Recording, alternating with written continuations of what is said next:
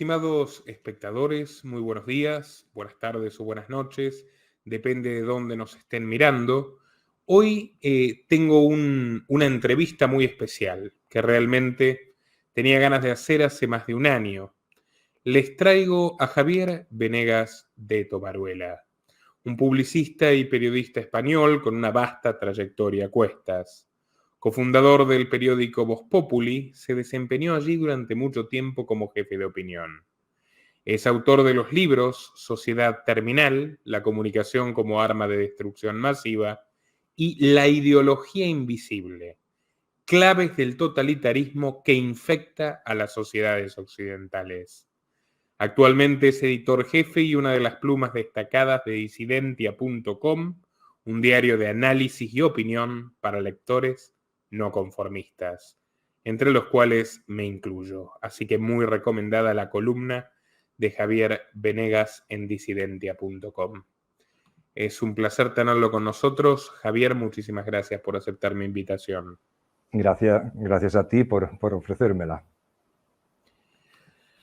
Don Javier, me gustaría comenzar definiendo lo que quizás ya haya intrigado a muchas de las personas que nos están mirando, que es la propia terminología, la ideología invisible. ¿En qué consiste la ideología invisible y cuál es el rol que juega en la actualidad geopolítica? Sí, bueno, la ideología invisible es básicamente es algo muy extenso, pero básicamente podríamos definirlo como una nueva vía que es una alternativa al marxismo convencional que todo el mundo más o menos conoce, ¿no? La ideología invisible precisamente es invisible porque, pese a que nosotros pensamos que la tenemos perfectamente identificada, esa nueva vía la ha normalizado, la ha travestido de un, digamos, podemos decir como una ingeniería social gradualista, prácticamente inapreciable. Hablamos de periodos de tiempo para el ser humano largos, hablamos entre 50 y 100 años, dependiendo de qué fase estemos refiriéndonos, y básicamente es lo que está entreverado y lo que se oculta detrás de las denuncias habituales y más notorias sobre lo que es llamado marxismo cultural, ¿no? Es decir, es más insidioso que todo eso, ¿no? Y más efectivo y eficaz que todo eso porque actúa dentro de la normalidad, lo hemos ido normalizando. ¿Sí? Hay como dos facetas. Por un lado está la famosa ventana de Overton y comienzan a tolerarse ciertas cuestiones que antes podrían ser controvertidas, pero por el otro lado también se van restringiendo severamente ciertas libertades. Un ejemplo en el cual yo creo que coincidimos ambos es la cultura de la cancelación que ha venido con el imperio de lo políticamente correcto del feminismo, este feminismo de deconstrucción, este feminismo, si se quiere, de tercera o cuarta ola, que me atrevería a decir que es en cierto punto un feminismo supremacista. ¿Qué lectura hace usted hoy de esta, digamos, de esta guerra de los sexos y del factor del identitarismo en la nueva, digamos, en la distopía progresista en la que nos estamos encaminando? Bueno, esto ha llegado precisamente, aunque incluso los socialdemócratas más moderados ahora lo miren con pavor, ellos fueron los que abrieron la caja de Pandora de todo lo que ha venido después. Seguramente no era su intención que, por ejemplo, el género se convirtiera en algo facultativo, ¿no? A la libre elección o el sentimiento o percepción de cada cual, lo cual es incompatible con lo que es la propia ciencia, ¿no? La biología, la neurociencia. Pero ellos abrieron esa puerta, es decir, ahí empiezan los problemas. Te voy a dar un dato que seguramente mucha gente no conozca, pero que me parece llamativo. La idea sueca de la familia democrática, que se basa precisamente en que el Estado actúe para que las personas puedan ser independientes unas de otras, es decir, no dependan unos de otros, sino que sea el Estado el garante de su independencia. En la década de los 70, hablo de la década de los 70, te estoy hablando más de medio siglo, en el Parlamento sueco ya existían 70 comisiones que estudiaban género y familia. Es decir, la deconstrucción, si podemos llamarlo de esta manera, ¿no? Es un poco un guiso deconstruido, ¿no? Que empieza ahí. Estamos hablando de más de medio siglo de ingeniería social gradualista. Por supuesto, parte de las buenas intenciones iniciales, en las que las mujeres pues igual no tenían, es cierto, no tenían la igualdad de oportunidades, tenían un rol distinto, tenían una posición no tan favorable como la de los varones, pero hoy estamos hablando, en el año 2021, de situaciones que ya no se reproducen ni de lejos como entonces. Pero todo eso ha llevado precisamente a esta ideología invisible, que es una especie que tiene una cualidad extraordinariamente peligrosa, que es una mutación incontrolada. Es decir, hay muchas personas que eran feministas y que siguen siendo feministas al estilo de la segunda ola, por ejemplo, pero que sin embargo son considerados enemigos a destruir por parte de los feministas de tercera ola. Es decir, hay una incompatibilidad entre diferentes feminismos, lo cual es muy loco, ¿no? Es decir, el feminismo, ¿qué es el feminismo? ¿En qué se ha convertido el feminismo? ¿En un identitarismo a la carta? Es decir, porque, no sé, en fin, hablan además muy preocupados del borrado de las mujeres con respecto de esto del género o del sexo a la libre elección, según tú te percibas, pero lo que se olvida es algo más importante, que en Suecia, por cierto, ya se han dado cuenta y han lanzado la voz de alarma, que el problema no es el borrado de las mujeres, el problema es que estamos enloqueciendo a los niños y a los jóvenes, ¿no? Nos estamos volviendo completamente locos. Me remite con esto que me cuenta de las políticas suecas, que esto figura en su libro La ideología invisible, las políticas suecas de los años 70, pioneras. Bueno, ahora mucha gente se sorprendió cuando recientemente la ministra de Educación de España, de la coalición socialista comunista que gobierna la península, dijo que los hijos no son de los padres, que son del Estado.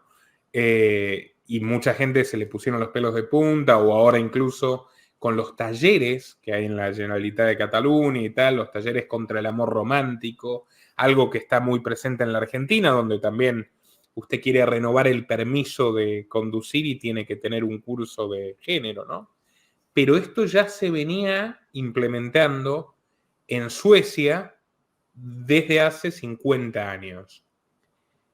¿Cómo se habrá construido, me pregunto, la buena fama que tienen los países nórdicos, siendo que realmente se parecen mucho a la dictadura científica del mundo feliz de Huxley, ¿no? O sea, hay como un igualitarismo atroz, una carga impositiva atroz a las personas, especialmente más que a las empresas, y medidas muy agresivas, ¿no? Noruega le quita los hijos a quienes, por ejemplo, les brindan cierta educación religiosa. Suecia tiene estas leyes de consentimiento que parecen realmente medievales, donde usted puede terminar preso si no se asegura de que le firmen el consentimiento certificado por notario en una relación sexual voluntaria. Y bueno, muy Aquí raro. se ha aprobado hoy una ley como esa del consentimiento, la ley que llaman vulgarmente de el sí, solo sí el sí, solo sí es sí.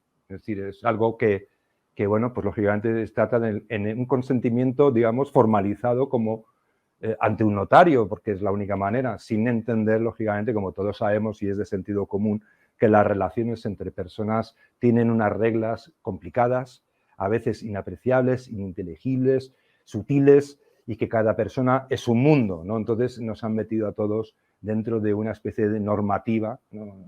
En la que somos poco más o menos que personas que establecen contratos a través del Estado para, digámoslo claramente, para echar un polvo, como decimos aquí en España. Es decir, una cosa completamente disparatada, ¿no? Hacer el amor o como se quiera.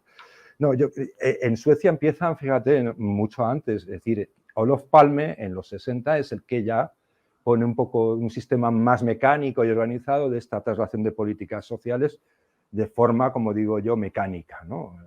Pero en Suecia empiezan en el año 20 del siglo pasado, es decir, donde empieza la nueva vía sueca es hace más de 100 años, 102 años exactamente. Entonces, es mucho tiempo. Es verdad que, como digo, había buenas intenciones y, en cierta forma, en esto Europa es muy culpable, no solo Suecia. Aquí hemos establecido el estado de bienestar alrededor de dos alternativas o alternancias básicas: los partidos socialdemócratas y los partidos demócrata-cristianos, que tienen diferencias, pero que entre ellos tienen algo muy importante en común, y es una compulsión distributiva y un sentido de la moral que marca la política, y de hecho convierte al Estado no en la forma en que la sociedad decide organizarse, sino un poder que decide cómo debe organizarse la sociedad. Es que esta cuestión es una cuestión extremadamente importante. No nos hemos dado cuenta, o sea, pocas personas se han ido percatando de esto, pero todo este proceso, esta inversión que hace Suecia, por ejemplo, que comentas tú, de los países nórdicos, han hecho un salto de la sociedad capitalista competitiva a una sociedad tecnocrática dirigida. Y esto lo ha absorbido Europa. Es decir, los suecos se vanaglorian precisamente de que hemos ido, años después, incorporando todos estos avances. Y al mismo tiempo los hemos proyectado al exterior, especialmente incluso a los Estados Unidos. Es decir, me hace mucha gracia cuando desde la izquierda o desde lo que podríamos llamar progresismo, lo que quiera que signifique hoy en día, se habla del fracaso del sueño americano y se nos ponen imágenes, por ejemplo, de los sin techo que proliferan en determinados barrios de la ciudad de Los Ángeles, por poner un ejemplo. Y entonces señalan y dicen, esta es la prueba del fracaso del sueño americano, del modelo capitalista.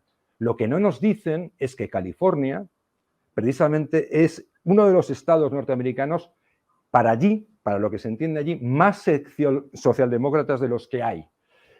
La gente no sabe que el estado de California dedica ayudas sociales, estoy hablando, alrededor de unos 100.000 millones de dólares al año, y que precisamente los problemas con la vivienda vienen de la hiperregulación que los políticos o el Estado californiano ha llevado a cabo progresivamente, y que ha convertido que un piso en Chicago, por ejemplo, creo que cueste $1 millón y pico de dólares. Es decir, o que en un lugar cualquiera un alquiler medio normal no baje de los $2.000, ¿no? Es decir, ¿quién puede, cómo no van a estar en la calle? Además son un imán, también estas ayudas sociales son un imán, digamos, me imagino, que de otras personas desfavorecidas que están en otros estados donde no tienen ayudas. Y es que es muy patente esto en los países nórdicos y cómo se ha extendido.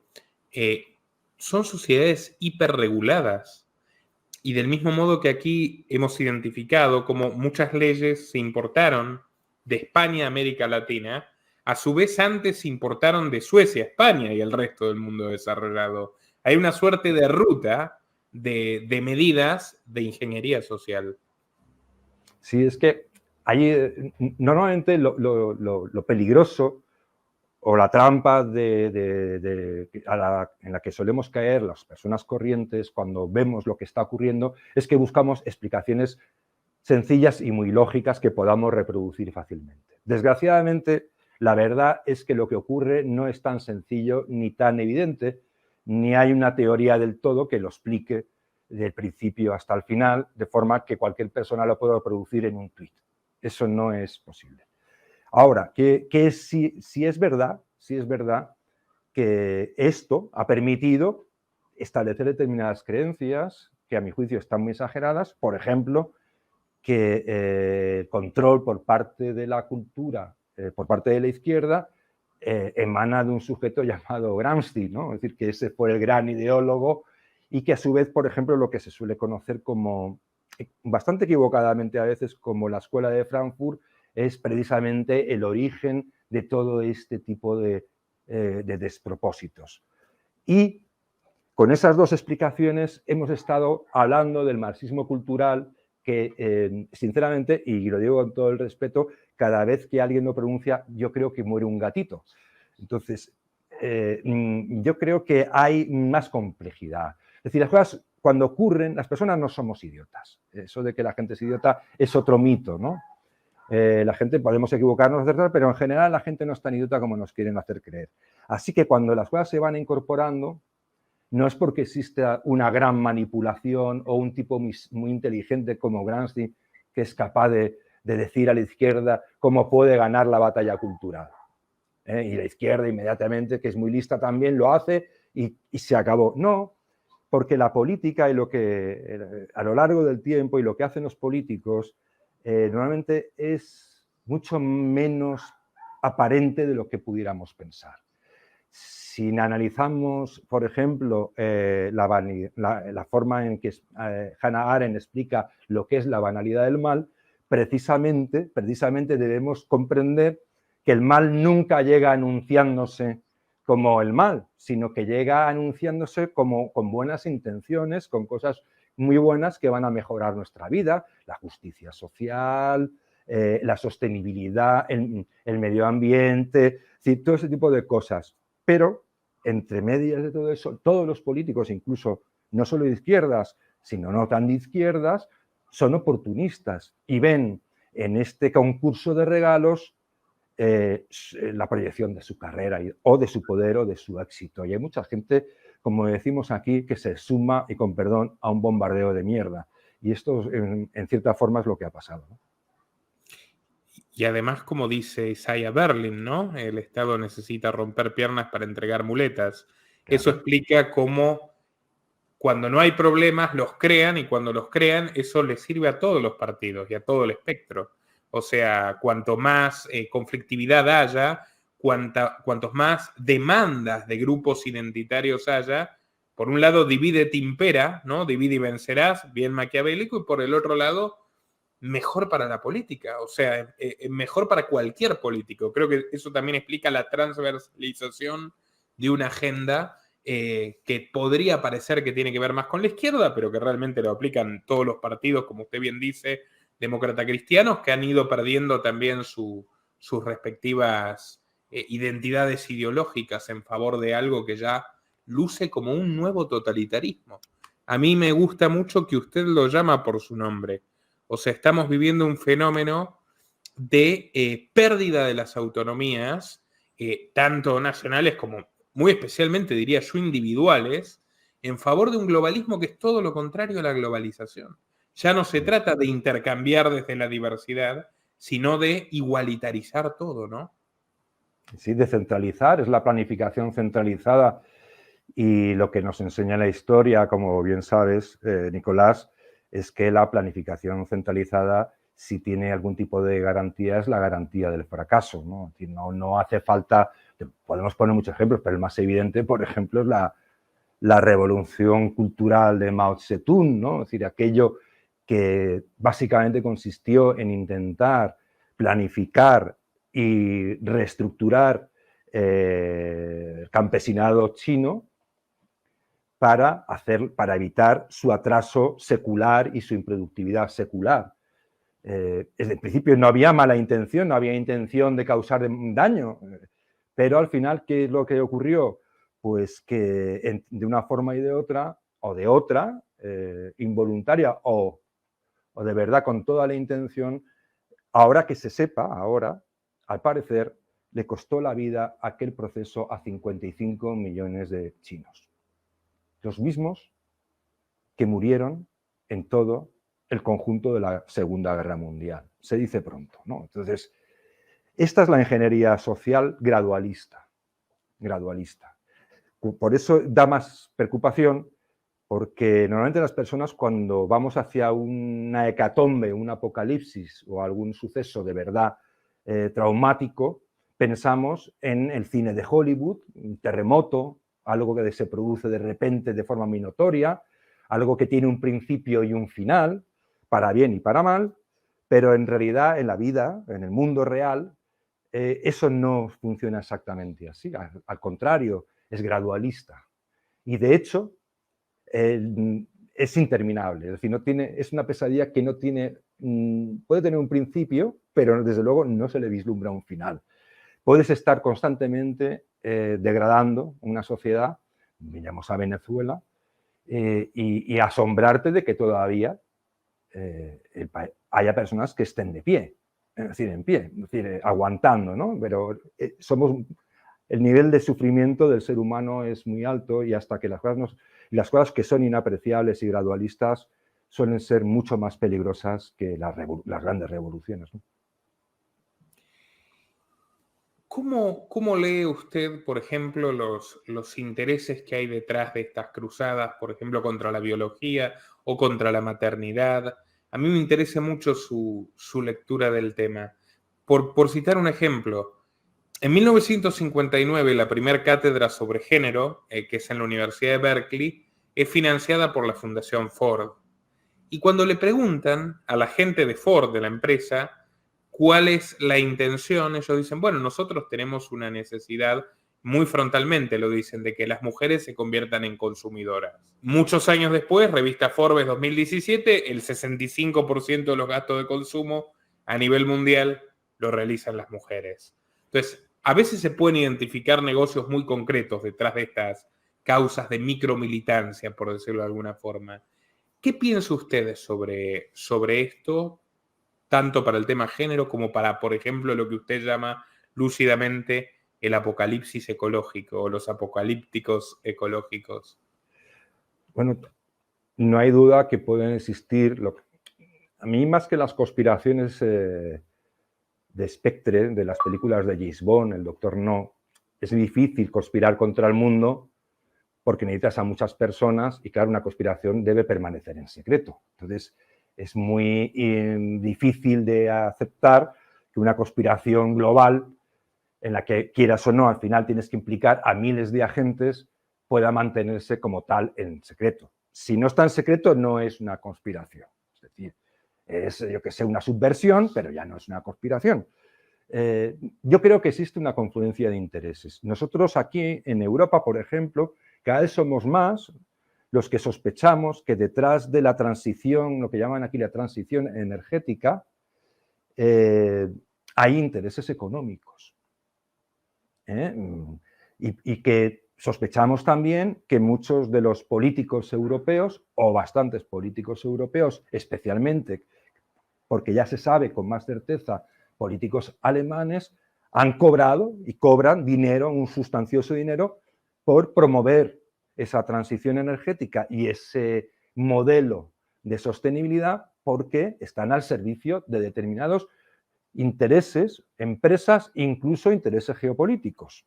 Entonces, evidentemente, no se entiende porque nosotros, y ahí lo comentaba hoy un buen amigo mío, piensa que en el futuro, si sigue existiendo la historia y no, el mundo no se ha convertido solamente en una religión, se estudiará en profundidad, será un caso de estudio el suicidio de la Unión Europea en materia de transición energética. No sé si lo sabrán allí en América, pero aquí en Europa existe lo que se llama un mercado de derecho de emisiones de CO2. Esto significa que las empresas europeas, las españolas también, por cada tonelada de CO2 que emiten al medio ambiente para producir, fabricar coches o lo que sea, tienen que pagar un impuesto.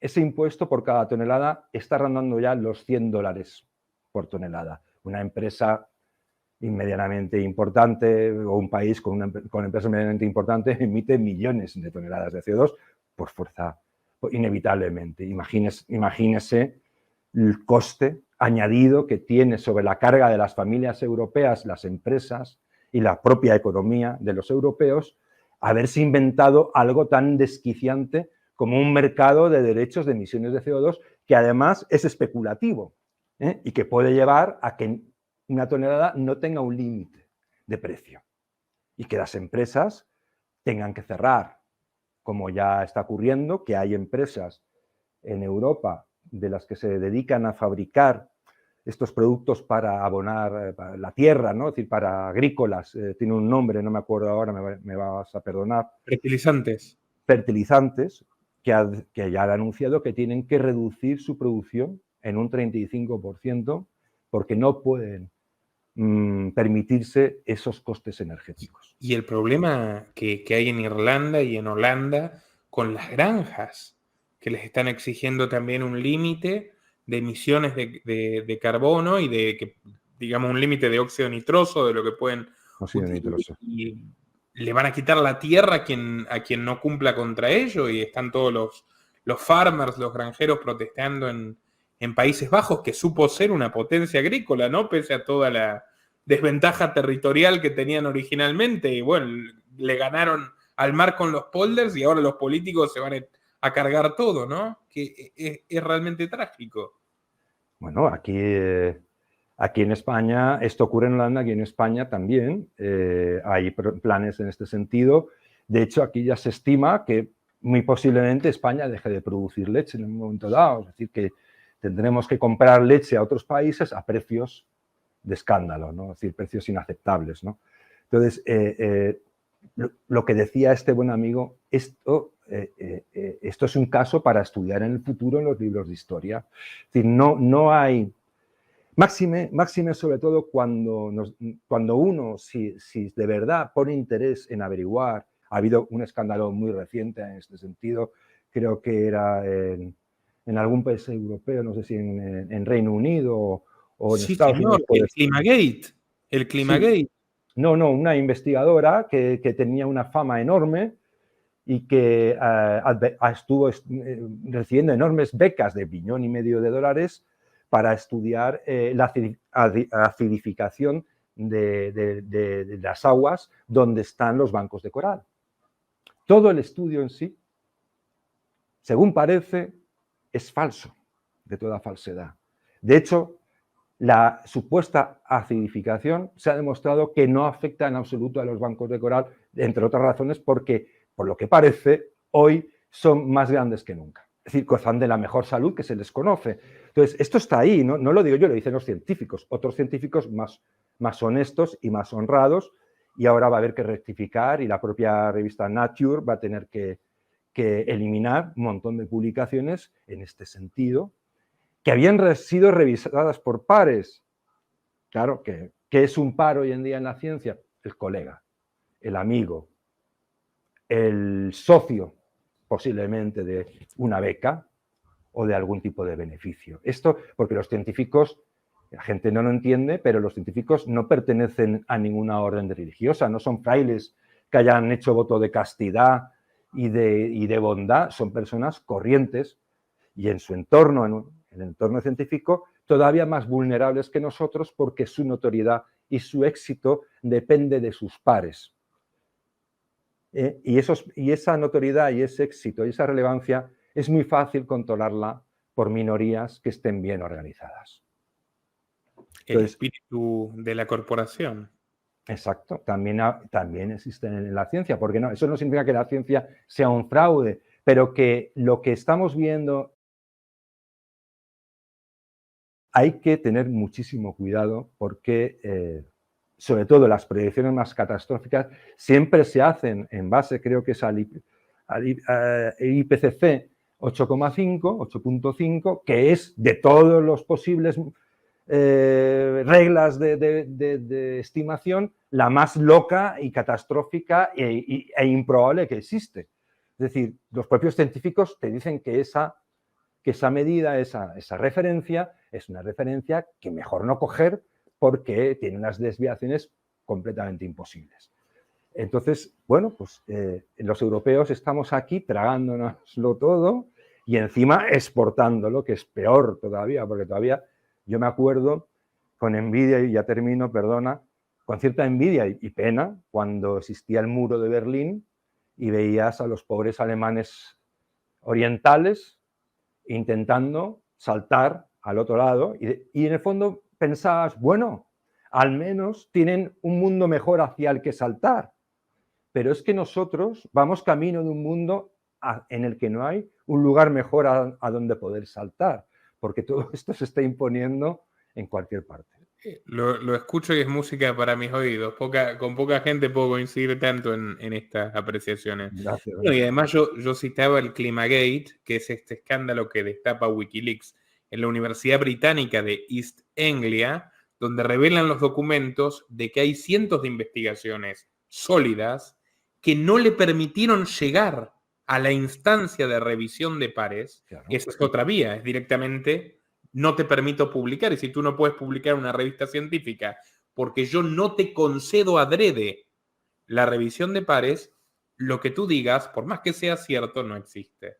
Y es así como el cientificismo conjura contra el espíritu original de la ciencia, que es la revisión permanente, que es cotejar, que es contrastar, ¿no?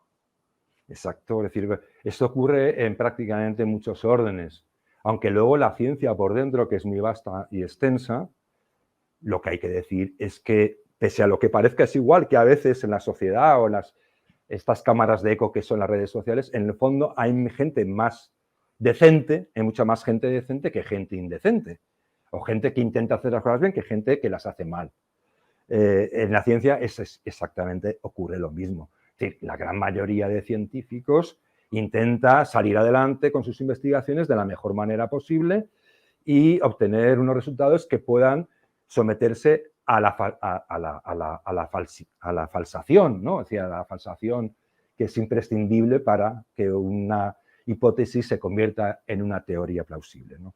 Entonces, de todas formas, hay una cosa que es muy importante y que tienen que entender o que deberíamos entender los ciudadanos a la hora de votar y de preguntarnos qué pasa con nuestros políticos frente a todas estas locuras, ¿no? Es decir, cómo es ese seguidismo y cómo muy pocos se atreven a levantar la voz o a decir, cuidado, que esto no es tan claro como parece, ¿no? Es decir, a ver qué estamos haciendo. Pues hay estudios y hay que dicen que uno de los problemas de los partidos políticos actuales es que han descubierto que es más fácil atajar hacia el poder utilizando el activismo y la determinación de grupos ya organizados y que tienen muy claro los objetivos que persiguen, que teniendo que hacer tú todo el trabajo. Es decir, los partidos han dejado de ser realmente representaciones de parte que necesitan internamente sus think tanks, gente preparada que trabaje, que estudie los problemas. No se pueden abordar problemas sin estudiarlos. No se puede basar la política en la simple comunicación, en el marketing. Los problemas hay que estudiarlo y hay que adoptar posturas frente a ellos que sean razonables. Pero esto no está sucediendo. Hace tiempo que los partidos políticos han preferido gobernar en base, que se conoce, es un término bastante conocido, en base a coaliciones de minorías, ¿no? Es decir, de esos grupos especialmente activos y motivados que son capaces de capturar a determinadas bolsas de votantes. Esos los incorporan los políticos, hacen ellos el trabajo y los políticos se dedican al marketing y la comunicación. Así nos va, claro. También vinculado a la cuestión del feminismo, recuerdo Edward Bernays, este genio de la propaganda, que tenía que enfrentarse a un prejuicio generalizado en la sociedad norteamericana de los años 30 contra el tabaco, contra que las mujeres fumen, mejor dicho. Y entonces crea los cigarrillos titulados Antorchas de Libertad. Sí. Y empieza a capitalizar que el cigarrillo es un símbolo de liberación femenina. Quería preguntarle a usted como publicista, ¿cuál es la lectura que le da al rol de la publicidad o de la propaganda incluso para la instauración o la proliferación de esta ideología invisible? ¿O cómo es que se ha terminado coaligando el entretenimiento, Netflix, Hollywood, etcétera, incluso todas estas cuestiones de imagen social corporativa, con estos dogmas que, bueno, no tienen mucho que ver con la libertad y el capitalismo a priori? Bueno, desde el punto de vista de la publicidad, cuando trabajas con datos te das cuenta de que no puedes vender a cualquiera lo que te dé la gana. Eso de que más o menos surgió como mito y rápidamente desapareció con Cambridge Analytica es aceite de serpiente, como dicen los norteamericanos. Es falso. Y eso te lo puedo corroborar yo que trabajo y he trabajado con los datos en la mano y tratando con, digamos, con las percepciones del público y sus comportamientos. No existe eso. Lo que sí existe es la envolvente de la comunicación. Es decir, tú puedes hacer la propaganda, más que convencer a las personas, en su mayoría, y hacer que voten o que compren aquello que ellos quieren, crean la sensación o la percepción de que la inmensa mayoría está a favor de una determinada idea o producto. O sea, que es algo aspiracional, ¿no? Crean una aspiración falsa. ¿Qué ocurre? Que digo una envolvente porque es una pinza. Al mismo tiempo que se crea esa ficción en la percepción del público de que hay una idea dominante y todo el mundo se autocensura o disimula y ¿no te gusta este coche? Y dices, sí, no, sí me gusta, aunque no te guste, ¿no? Al final, ¿cómo se construye la pinza definitiva? Es decir, creando lo que tú habrás oído oír muchas veces, la demanda social, que es intangible y que nadie nos la cuantifica realmente, si te das cuenta, crean la ley. Es decir, te lo imponen. Es decir, la propaganda es para crear, digamos, un estado de percepción imaginario en el público. Pero lo que de verdad provoca el cambio es la imposición. Sirve para justificar la imposición. Es decir, en España, que es uno de los, según las estadísticas, es uno de los países de Europa y del mundo mejor para ser mujer, porque es donde menos violencia hay, donde menos violación. Es decir, es un lugar, desde el punto de vista estadístico, espléndido para ir a la mujer. Nos han convencido a los españoles de que aquí tenemos una lacra descomunal de violencia sexual, de violencia de género. No es cierto, todos sabemos que no es cierto, pero los políticos han utilizado la propaganda para imponer esa ficción y justificar leyes que son liberticidas. Así funciona.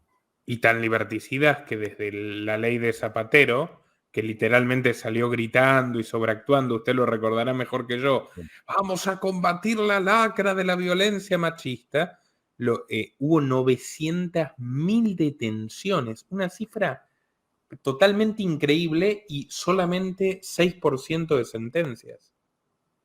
O sea, un 94% de esas personas que fueron detenidas por denuncias no eran culpables.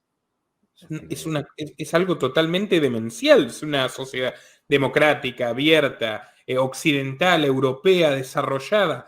Y de repente hay un cercenamiento masivo de la libertad individual, una anulación definitiva de la igualdad ante la ley, y todo esto basado en sensaciones, en propaganda, en un discurso político que no se condice con la realidad. Crear una ficción. Por eso también otro de los mitos es Goebbels, por ejemplo, ¿no? Él cambió, es decir, hay una cosa que conviene tener presente de la Alemania, por ejemplo, de Hitler, donde triunfa Hitler o el nazismo.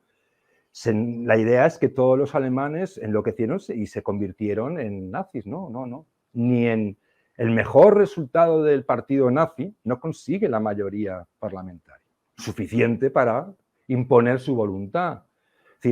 Es decir, que la mayoría de los alemanes no vota. Y muchos de los que votan al partido nazi lo hacen por razones secundarias o por intereses particulares, de grupo o lo que sea. Lo que reduce todavía más, digamos, la proporción de auténticos nazis que pudieron sojuzgar a la Alemania de los años 30. Sin embargo, la idea que se ha trasladado es que Alemania, de un día para otro, todos los alemanes se convirtieron en nazis. No es cierto. Basta la voluntad de poder, la propaganda, crear una ficción y una percepción y después, a través de esa voluntad de poder, capturar el poder para imponer un régimen completamente distinto al que desearía la mayoría. Es decir, esto funciona así, lo hemos visto en Chile, lo vamos a ver en Colombia, lo vamos a ver, es decir, la gente vota buenas intenciones, pero en el fondo lo que están es cayendo en la trampa de una percepción que no se corresponde con la realidad.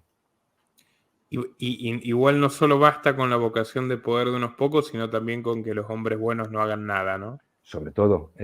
Yo aquí en España, que estoy en un mundo muy competitivo y muy dinámico y donde la política tiene un peso cada vez mayor y hay una cantidad de leyes, de normas de la Unión Europea, de aquí, de allá, de una región, de una autonomía, te das cuenta de lo difícil que es levantar la voz. es decir, cada vez más difícil. Y del peligro que supone hacerlo, es decir, del peligro que supone hacerlo. Al final, el poder acaba afectando a todo y a todos. Y hay que tener mucho coraje cuando llegas a un punto para mantenerte en la disidencia, por así decirlo, ¿no? Disidente, ¿no? O en el disenso, en la denuncia de que algo no es correcto porque no lo es. Ahora está esta nueva ley totalmente descabellada de comunicación audiovisual, donde ya no solo quieren perseguir a los comunicadores digitales que estén en España, sino a los que tengan algún tipo de relación con España. O sea, ya es algo totalmente increíble. O sea, vamos a perseguirlos a los que estén en Andorra, a los que tengan un editor, una computadora en España. Es una locura realmente. Pero bueno, se me ocurre que tal vez sea la única forma de silenciar el creciente inconformidad con otras leyes de carácter liberticida, ¿no? Ahora vemos lo del aire acondicionado, que no puede ponerse el aire acondicionado, que los locales tienen que apagar la luz en la noche. Antes lo de los pagos en efectivo, que a mí se me erizaron los pelos, la última ley de Hacienda de que va a estar considerado sospechoso cualquier pago de más de 1.000 euros, nada más, en efectivo. Y la de la movilización, ¿no? Esto de que el gobierno podrá movilizar. Más todavía, si tú vas a un cajero automático ahora en España y sacas 1.000 euros, no comprando nada, simplemente sacando tu dinero, 1.000 euros, que viene a ser $1.000, te va a llamar el banco para que justifiques o des un motivo de esa extracción de dinero, de tu dinero. Pero no porque quiera el banco, sino porque se lo impone la ley. Es algo completamente... yo cuando... Es que hay que tener mucho cuidado porque ya sabes que en el poder, y sobre todo en el poder encarnado en esta cosa impersonal que llamamos Estado, existe lo que los economistas llaman el efecto trinquete. El trinquete es eso que hay en los barcos que permite recoger un cabo en una dirección, pero en la dirección contraria lo muerde y se frena, ¿no? Esto es, el Estado funciona con el efecto trinquete. Todo aquel terreno que consigue ocupar ya no lo devuelve, ya no retrocede de ahí, ya no lo vas a hacer retroceder, es el efecto trinquete. Por eso cuando nos vendieron en la Unión Europea y luego creo que intentaron también a nivel mundial la idea de que el secreto bancario tenía que desaparecer para perseguir a los narcotraficantes, a los grupos mafiosos y al crimen organizado, ese día, cuando la Unión Europea aprobó eliminar el secreto bancario, ese día es cuando empezamos a tener problemas, no los narcotraficantes, no las mafias, sino los ciudadanos de a pie, que nos tienen monitorizados hasta un nivel casi paranoico, de paranoia. Es que el miedo gobierna el alma de los hombres, decía Hobbes, ¿no? Y lo hemos visto con el totalitarismo sanitario también. Sí, bueno, el miedo, sobre todo porque la gente que tiene miedo, comparada con la que es más tranquila, es muy ruidosa. Es decir, el maniático, el que tiene miedos, el que tiene manías, el que todo le molesta, es una persona que enseguida se hace notar, si te das cuenta. Las personas que tienen pocas manías son más complacientes, condescendientes, no las notas, no sabes que están. Y esas son la mayoría. Pero los maniáticos, es decir, básicamente yo creo que el progresismo se ha convertido en una religión de maniáticos, de gente que no soporta a los demás, que le molesta todo. Es allí donde aparece este progresismo se acaba la música deja de sonar. Son puritanos.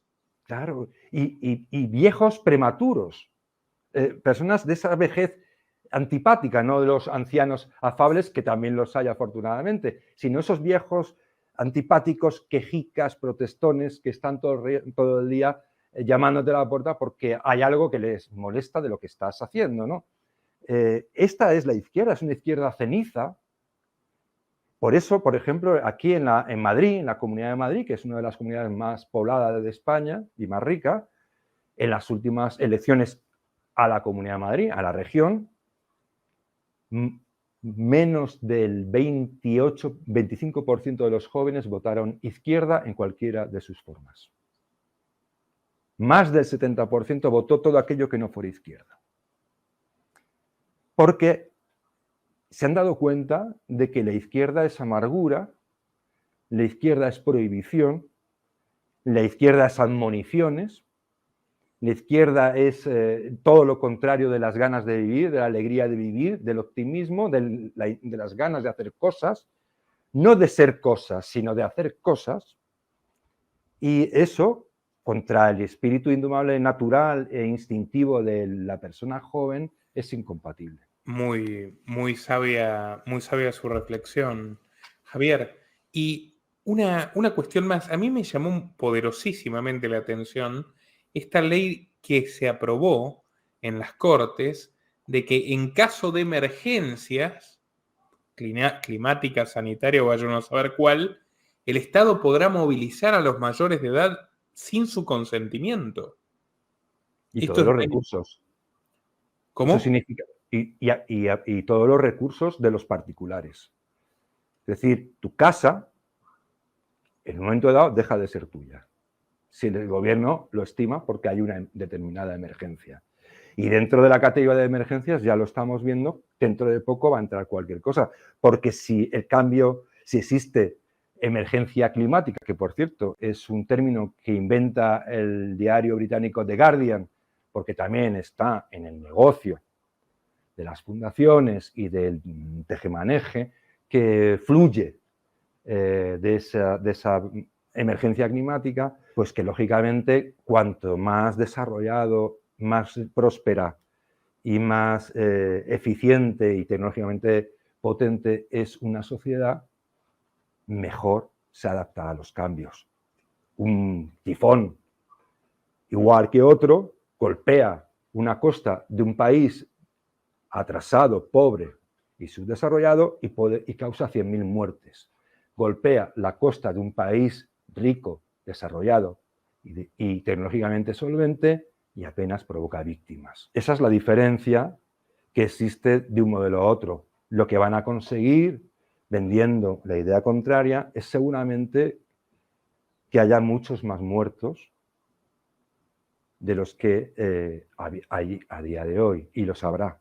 Lo sabrá porque no solo van a crear una crisis enorme en los países occidentales, sino que esa crisis va a ser todavía mayor en los países emergentes, donde un europeo, un alemán, igual se puede permitir pagar la energía un 200% o un 300% más cara, pero en los países emergentes la gente no puede ni siquiera pagarla un 20% más cara.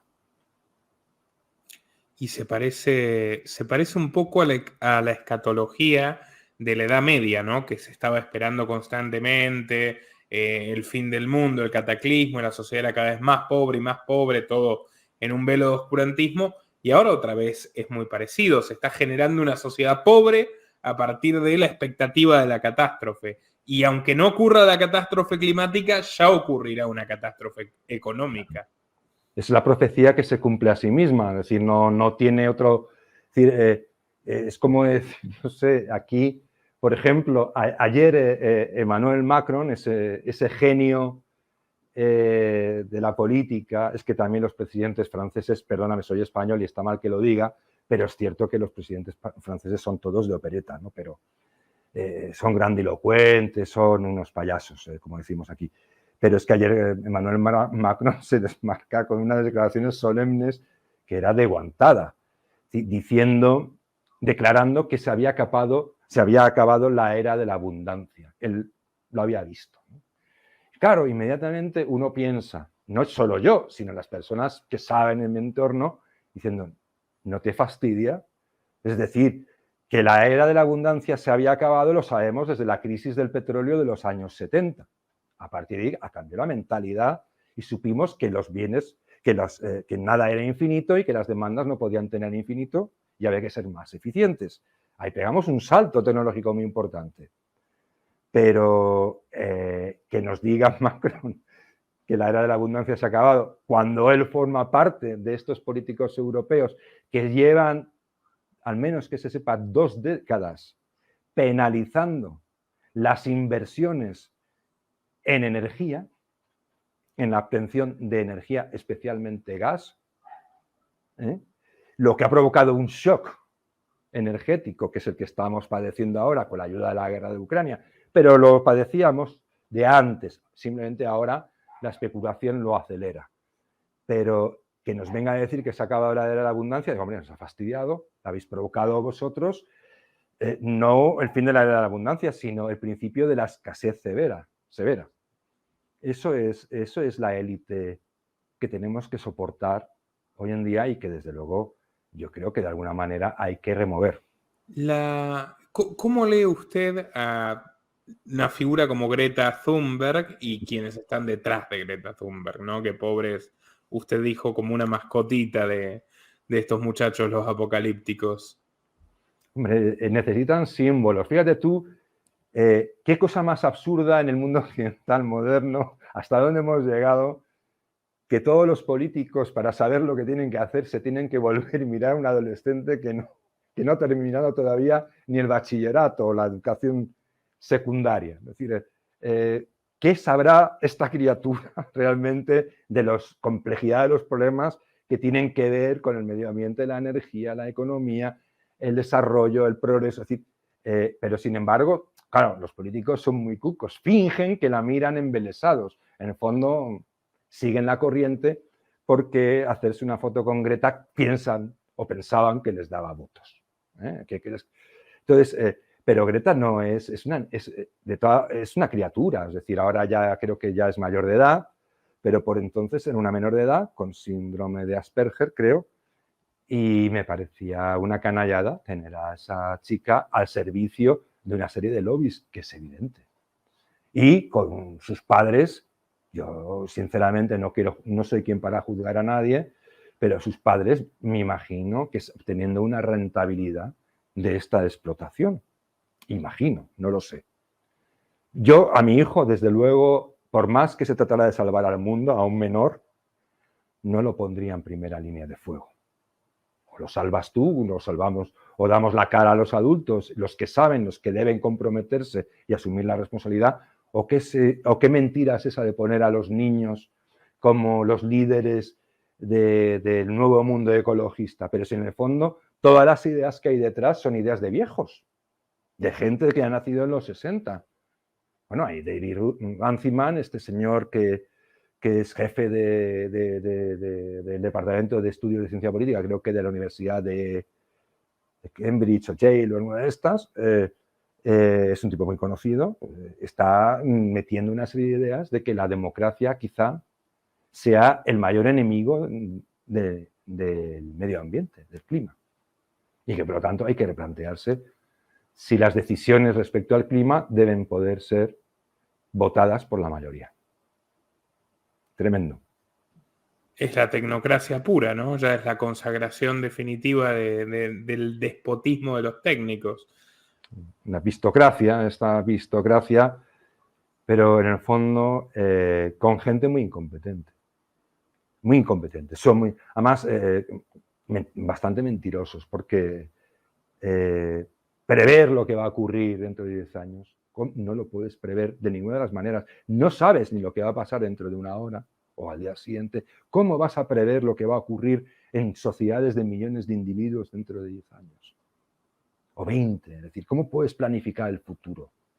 Es que había creo que un premio Nobel que decía que le preguntaron al respecto de los pronósticos a futuro y dijo, bueno, es muy difícil pronosticar cualquier cosa, pero especialmente el futuro, ¿no? Diciendo como, es decir, el pronóstico en sí es un delirio, ¿no? Es decir, lo que tú puedes hacer es observar la realidad y adaptarte lo mejor posible a ella y dotar a las personas de las mejores herramientas y conocimientos posibles para que puedan afrontar el futuro, la vida, según vaya sucediendo, ¿no? Y hay un trasfondo misántropo, ¿no? Usted decía, todos son ideas de viejos. Paul Ehrlich, este entomólogo que escribe La bomba poblacional, un especialista en insectos que de repente se creyó la reencarnación de Malthus y en el 67 dijo que ya no hay más remedio, el mundo va a desaparecer en los 80. Y el hombre tiene 90 años y sigue vivo y dando conferencias y nadie le pasa factura. como decimos en Argentina, ¿no? O sea, 40 años más se ha postergado el apocalipsis al parecer, y luego serán otros 40 y otros 40. Pero en el fondo está esta idea que aparece en el programa del Club de Roma, que es la humanidad es, al fin y al cabo, el mayor enemigo de la humanidad. Es una idea profundamente misántropa. Bueno, es que en el fondo el Club de Roma precisamente es uno de los líderes a la hora de tener que recalcular todos sus pronósticos, porque han hecho pronósticos de todos los tipos, algunos de ellos realmente que provocan hilaridad, ¿no? Si los contemplas hoy en día, ¿no? Dijeron que el oro se iba a acabar, la plata, el estaño, el cobre, el zinc, hace ya décadas, y aquí seguimos, ¿no? Con cobre, con todos estos materiales, ¿no? Porque cada vez somos más eficientes, necesitamos menos cantidad de materias primas para hacer lo mismo o mucho más. Yo creo que no existe, en realidad, no es misántropo, es un odio a la masa. Es puro clasismo. Es un desprecio a la masa, a nosotros. La élite tiene un profundo desprecio al común. No lo considera capacitado, no ya para decidir el futuro de la humanidad, por descontado, sino para decidir su propio y particular futuro. Es un desprecio. Si te das cuenta, antes la izquierda, el progresismo, se enfadaba mucho con las personas corrientes, con los que llamaba proletarios, porque no tenían conciencia de clase y no se implicaban en la política. Y les echaban verdaderas regañinas y broncas y los trataban a palos, ¿no? Hoy en día, si te das cuenta, se felicitan de que la gente pase de intervenir en política. Les alegra y les entusiasma y les anima que la gente se abstenga de opinar, de participar y de meterse en líos, ¿no? Porque desprecian y aborrecen a la multitud, a la chusma, nos consideran chusma. Son personas de una soberbia y una vanidad extraordinaria. Gente, yo creo que muy narcisista, gente que sus méritos en algunos casos y también la fortuna en otros, las ha colocado en una posición privilegiada y creen, como decimos aquí en España, descender de la pata del caballo o del cid. Y tratan a todo el mundo de gentuza, simple y llanamente. No es la humanidad, somos los demás. ¿Cómo se complementa esa vanidad, esa fatal arrogancia de la vanguardia, si se quiere, o de la autopercibida vanguardia, con el victimismo de muchos de sus cuadros que hacen el trabajo sucio? ¿Cuál es el rol del victimismo en esta era woke? El rol del victimismo es la atención. Es una competición por la atención, básicamente. Es decir, una de las cuestiones psicológicas más importantes de cualquier persona es que necesitamos atención, relevancia. Lo que otros llaman a otros niveles notoriedad, pero en el caso de la persona corriente es atención. Ellos utilizan esa promesa de que si tú me apoyas a mí, de si tú haces y sigues y crees aquello que yo digo, tú vas a tener la recompensa de verte beneficiado con el privilegio de la atención.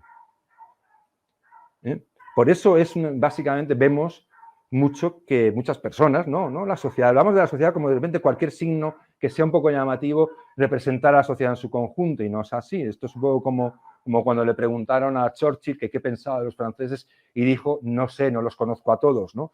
Entonces, esto es la sociedad, no se puede conocer a todo el mundo, no lo conocemos. Pero la sociedad, una parte importante tiende al exhibicionismo, a exhibir. Es una competición de exhibiciones, de sentimientos, de emociones, también de vanidades, pero sobre todo si te das cuenta, la lágrima, lo emotivo. No el sentimiento es algo importante y profundo del ser humano, sino el sentimentalismo, que es otra cosa más devaluada. Y eso es lo que les están vendiendo su protagonismo a estas personas que consideran que no lo tienen y que necesitan atención, porque las pobres criaturas, como todos los demás, nos han acabado haciendo vivir en una sociedad en la que los individuos están desconectados unos de otros y que esa dependencia que antes era sana entre personas ha pasado a ser una dependencia intensa del Estado. ¿Cree usted, como el profesor Ancho Bastos, que se debilitan los vínculos interpersonales para reforzar la dependencia y la lealtad, si se quiere, al Estado o a la burocracia? Yo no sé si se pretende, si hace con esa intención, pero lo que sí estoy convencido es que ese es el efecto que se está consiguiendo. Sea buscado o no buscado, lo que ocurre es que se debilitan las familias, se debilitan las relaciones interpersonales y se fortalece una relación de sometimiento, podríamos decir, entre el Estado y el ciudadano. Claro, por eso hay una idea muy equivocada. A mí me llama mucho siempre del liberalismo. Yo soy un liberal clásico y además considero que el liberalismo no es en sí una ideología, es decir, no gobierna el mundo, realmente no hay un partido liberal.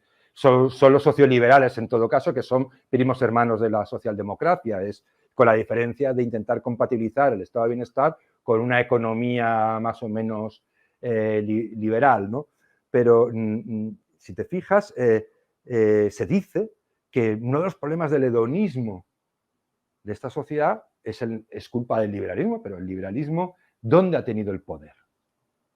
Lo tuvo muy coyunturalmente durante la década de los 80, pero en comparación con todas las décadas socialdemócratas que ha habido antes y vinieron después, es testimonial. ¿Me quiere alguien decir que ese liberalismo ha obrado ese cambio de hedonista, individualista? Yo no digo que no. También es verdad que hay mucho liberal naif que cree que ser liberal es no aceptar absolutamente ningún tipo de convención, ¿no? Pero bueno, ni siquiera consentirla, ¿no? Pero el liberal normal, una persona que además incluso difieren unos respecto a otros en muchos asuntos, no ha tenido esa capacidad de propagar el hedonismo ni ese individualismo radical. Eso... Que además, usted lo señala, ¿no? Acá hay mucho tribalismo, mucho colectivismo en realidad, en todas estas cuestiones de los lobbies de género, los lobbies del feminismo, qué mal que me trató el mundo. O sea, muy poca responsabilidad individual, muy poca libertad individual y mucha pertenencia o búsqueda de la pertenencia, ¿no? Y de la identidad, cada vez más atomizada, si te das cuenta. Es decir, hace poco creo que había una obra de una escritora afroamericana que iba a ser traducida creo que era al italiano y al español, y entonces, no, al español, y entonces protestaron porque el traductor no era una mujer, no sé si era lesbiana, afroamericana y no sé qué. Entonces, es decir, al final, ¿cómo va a haber comunicación entre individuos si solo puede interpretarte quien es exactamente igual que tú? Es decir, tú mismo. ¿Cómo no va a haber individualismo si nadie puede relacionarse con otro, ni tener puntos de vista, ni compartirlos, ni aportarlos, ni enriquecerle con ellos, si supone una especie de agresión? No están aislando a las personas unas de otras, no están convirtiendo a cada individuo con la identidad, con el identitarismo en una burbuja en sí mismo.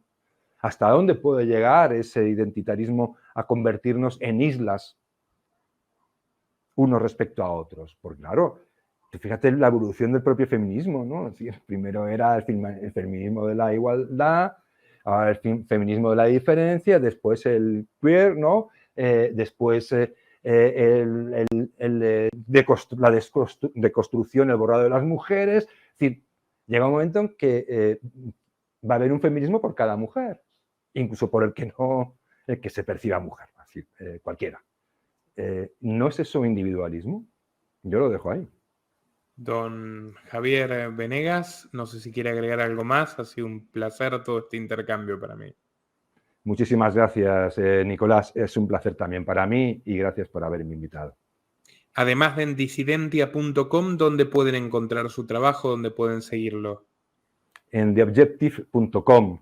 Aquí en España estoy en una televisión, 7NN, estoy en 2 radios, Radio Decisión y Es Radio, y intento difundir todo esto allí donde me dejen. Excelente. Muchísimas gracias, Javier. Ha sido un placer y espero que no sea la última vez. Me encantaría contar con usted de nuevo en el futuro. Sin problema. Muchísimas gracias y un saludo a tus seguidores, a los que le mando desde aquí un afectuoso saludo.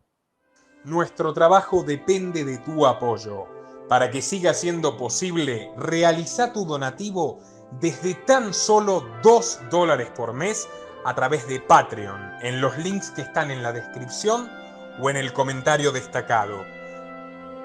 También podés hacerlo a través de la opción Unirte de YouTube, y si estás en Argentina, con el medio de tu preferencia a través de Mercado Pago.